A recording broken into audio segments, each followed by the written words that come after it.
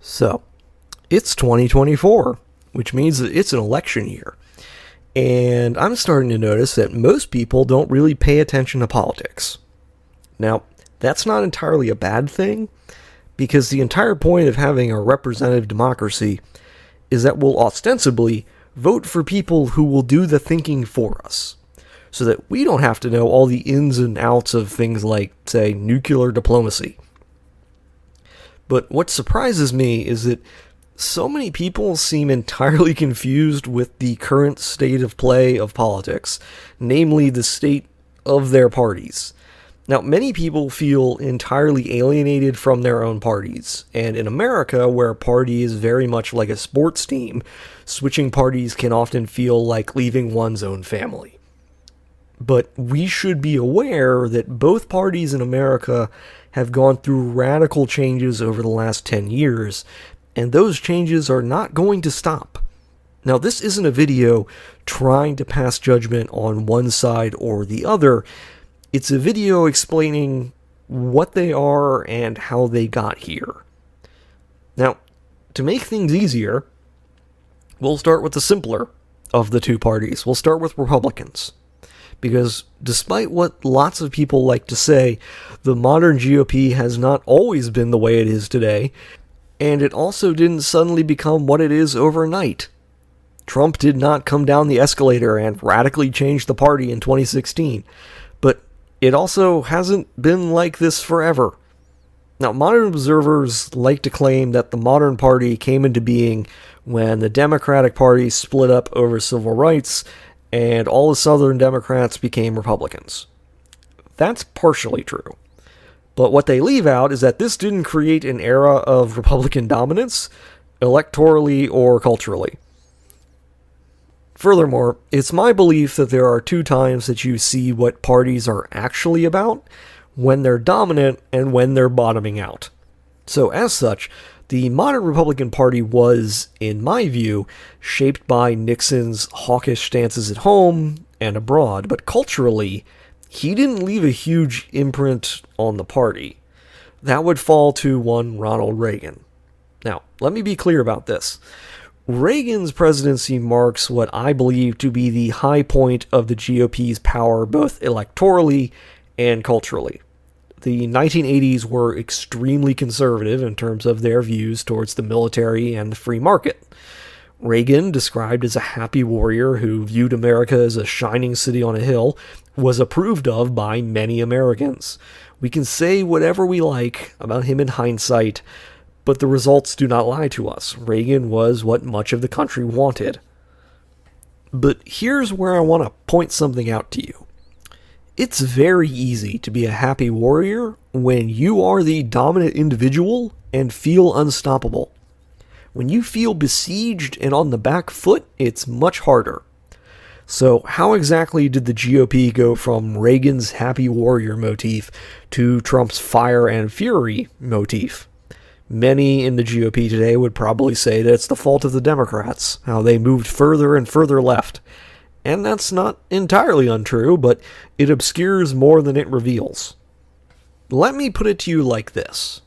Reagan's stroke of genius was that he was able to bring in the social conservatives while marketing himself as not being hostile to secular moderates.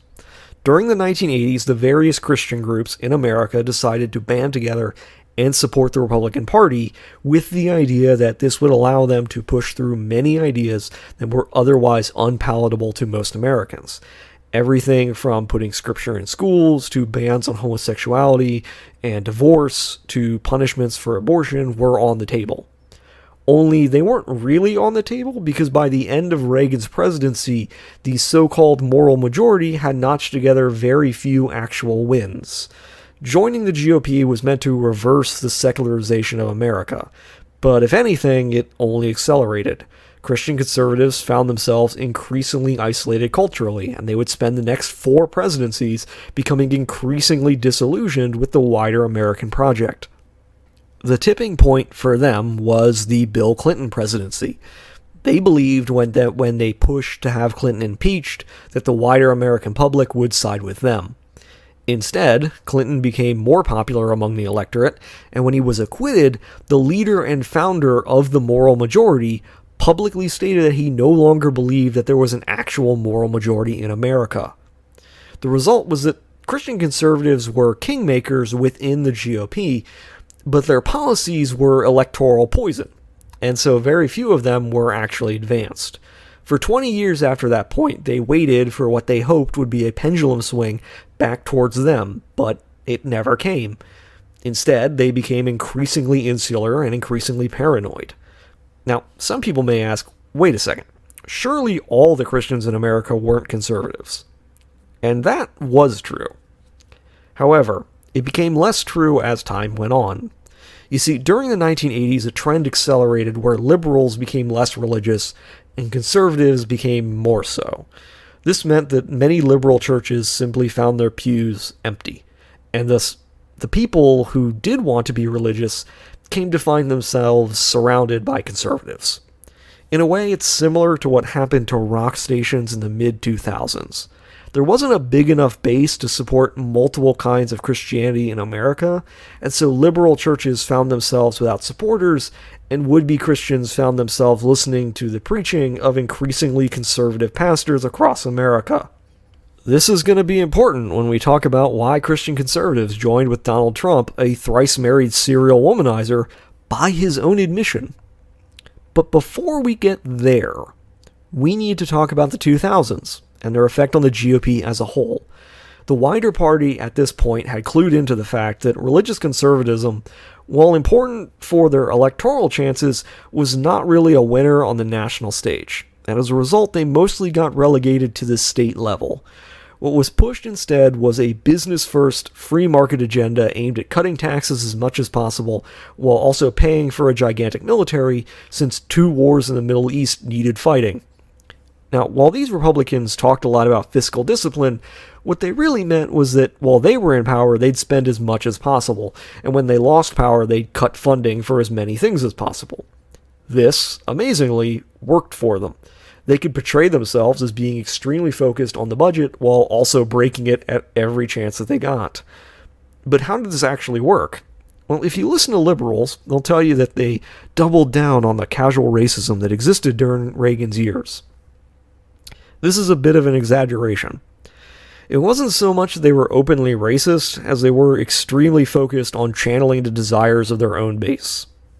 Because you see, during Reagan's years, he said that the worst words in the English language were, "I'm from the government and I'm here to help." Voters bought this, and they began to think of the government as a tool for other people, that these people were getting rich while they were becoming poor. What the GOP discovered, though, was that these people didn't want the government to give them this theoretical money too. They just wanted these other people to suffer more. In other words, the GOP discovered that its voters would object to spending $50 on feeding the poor, but it would agree to spend $500 to make those same people's lives harder. This will also become important when Trump comes into office, but we're going to get to that. Essentially, from 2000 to 2016, the GOP became more paranoid, more insular, and more monolithic, as anyone who wasn't on board with one or more parts of the coalition was drummed out of it. This was the exact opposite of Reagan's big tent approach.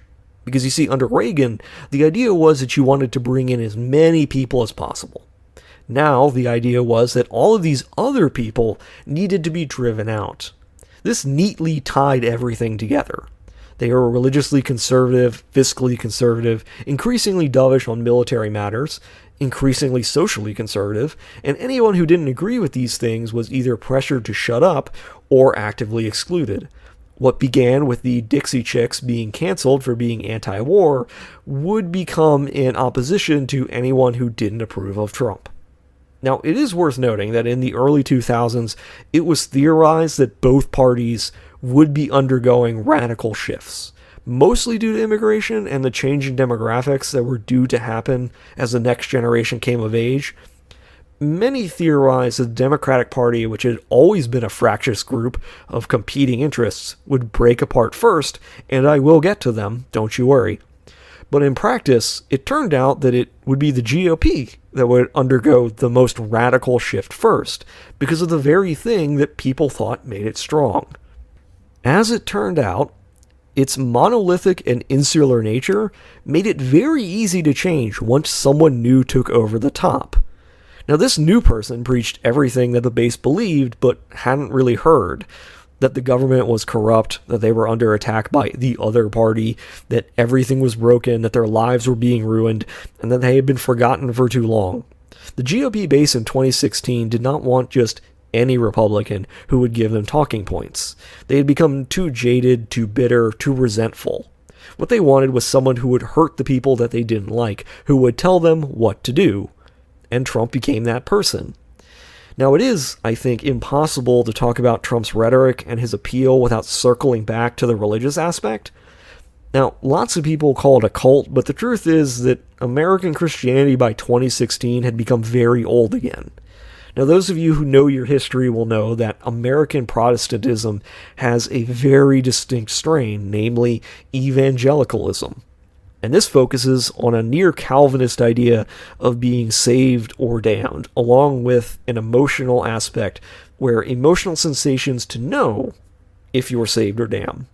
If you feel you're saved, then you are saved, or so it goes.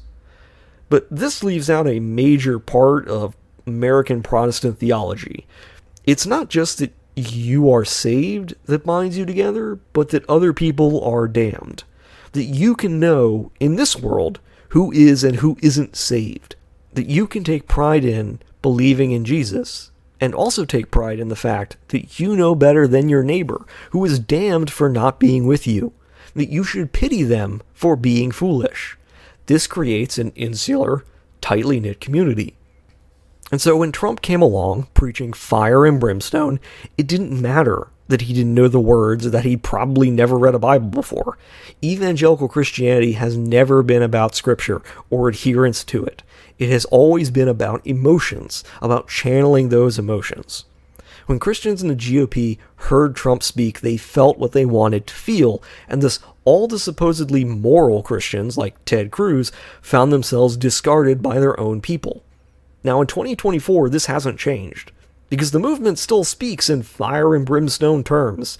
The GOP speaks of chaos and destruction, and they speak of the end times. These are people who, as a party, believe that they can only save America by destroying a large amount of it in the process.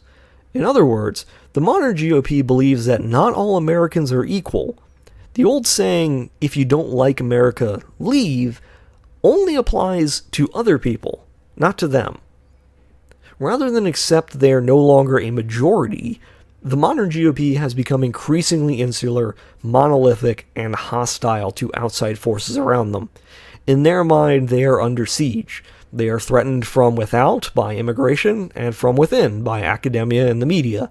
They view the state as being entirely illegitimate if it's not run by them. The only way they can possibly lose in their minds is if their enemies cheat. They are both invincible and yet constantly assailed by powerful forces. This is not my formulation of what they believe. This is what they themselves say. This is what their leaders say. This is what they believe. Regardless of the reasons that I've laid out, this is where they currently are, and where they go from here, no one really knows. But now that we've talked about them, we can move on to the increasingly complex Democratic Party. In many ways, if it's easy to define what the GOP believes, it's very hard to actually define what the Democratic Party believes, because the Democratic Party is not a monolith. In fact, unlike the Republican Party, most people in the 2000s thought that the Democratic Party was going to crack up and fall apart. And the reasons were as much generational as they were racial. The country was changing, and thus so must the Democratic Party. Many people point to the 1960s as the part where the party became what it is today, and to the civil rights movement. And I think that's incorrect. And I'll explain the reasons why. I believe that the modern party came into being during the end of Reagan's second term. Now, George H.W. Bush's term was in many ways a crisis moment for the Democratic Party. Carter's presidency had ended after one term, and many of the policies he believed in economically, socially, and environmentally, were out of fashion or considered unpopular, and Reagan was, as I said, riding the high point for cultural acceptance of conservatism. Traditionally in America, barring some strange happening, the party that controls the White House flips between the parties every 8 years, as the public seeks a change for what they're used to. Now, furthermore, elections tend to favor the incumbent, which is why so few incumbents lose re-election. And so the Democratic Party was facing down two sudden and radical deviations from the norm. Carter had lost re-election to Reagan, and then Reagan's vice president, George H.W. Bush, won the election, keeping the White House in GOP control. It was a crisis. Now, from this crisis, a new way of thinking that would define the party's thought process for over 20 years came to be. The various policies of the various interest groups that made up the Democratic Party were to be shelved, and Democrats would focus on being as bland and inoffensive as possible. Clinton, following this formula, managed to not only win election twice, but also managed to survive impeachment during a time when it was seen as a foregone conclusion that he would be convicted and removed from office. Indeed, had the Supreme Court not decided to hand the election of 2000 to Bush, it was more than possible that Gore would have been the same sort of third term that H.W. Bush was for Reagan. However, during the Bush years, the upswing in patriotism caused by 9/11 convinced the Democratic Party that they needed to be as inoffensive as possible, which overwhelmingly meant becoming GOP light. In 2004, they nominated the only person they felt might be able to take on Bush, John Kerry, a legitimate war hero who was nonetheless tarred as a coward despite having multiple Purple Hearts to his name. I now need to point out that the heads of the Democratic Party, telling the many subgroups of the party to quiet down, did absolutely nothing to placate them. And by 2008, many of them were actively hostile to the party that they were a part of. But this is where I have to talk about the makeup of the Democratic Party compared to the GOP, because it comes into play. As I said before, the GOP is mostly a monolithic party, and it aims to be so. The head of the party calls the shots, and the various groups that make up the GOP are expected to fall in line. Many of them do so automatically, to the point where the leader can almost do no wrong. The exact opposite is true in the Democratic Party, because the Democratic head can almost do no right. The Democratic Party is made up of various different subgroups, all of whom hate each other, and it's only rarely that they get along long enough to actually do something productive. During the years since H.W. Bush, many of them were willing to get on board with the idea that they need to keep their heads down, but by 2008, an entire generation had come of age, and they did not experience the years of Reagan or remember the years of Clinton all that well. Now, some of these groups you're probably familiar with. The LGBTQ part of the party is not on board with the Black and Latino parts of the party because they tend to be socially and religiously conservative. Those parts are not on board with the socialist part of the party because the socialists downplay racial issues in favor of a class-based worldview of society's ills. And the socialists dislike the middle-class, white-collared, college-educated professionals for being sellouts to the system. And those are just some of the power centers in the Democratic Party that any leader of the party will have to juggle. And so as a result, in 2008, there were two major pathways ahead for the party. One of them was held by Hillary Clinton, and she argued for the same path that her husband, Al Gore, and John Kerry had tread before them. The other was led by a then mostly unknown man named Barack Obama, who represented many things to many people. And that's exactly why he was successful in his bid for president. Because you see, Obama didn't so much define the party as much as he defined what a Democratic politician would have to be moving forward. A Democratic standard bearer needed to be able to pull together all of the various groups through a mix of technocratic know-how and social justice bona fides. He or she would need to satisfy the various interest groups while also making it clear that they would govern in their interest. No longer were the various groups willing to accept the idea that the path to power was forged through timidity. The then 8 years of Middle Eastern conflict, alongside a dramatic economic downturn, did absolutely nothing to temper their enthusiasm. 2008 became a change election, but the Obama years would prove to be more frustrating for Democrats than productive. And the result of this was that by 2016, the Democratic Party was looking for further change, and once again, Hillary Clinton wanted to give them this. There was just one problem. She lost. And this loss fundamentally reshaped the Democratic Party as much as it did the GOP. If the GOP bonded around Trump as their future, then for Democrats, he represented everything that they hated about the past and the present. To them, he was an abomination, as much as he was a savior in the eyes of Republicans. Now this, amazingly, drove a wedge between different eras of Democrats. The old guard used his election to argue that Obama-era radicals had overreached. The younger Democrats argued that they hadn't gone far enough. But these arguments were overshadowed by one singular thing that was new. Democrats now had someone that they hated. Now, this might seem strange for conservatives, but Democrats, writ large, did not actually hate Republicans the way Republicans often hate Democrats.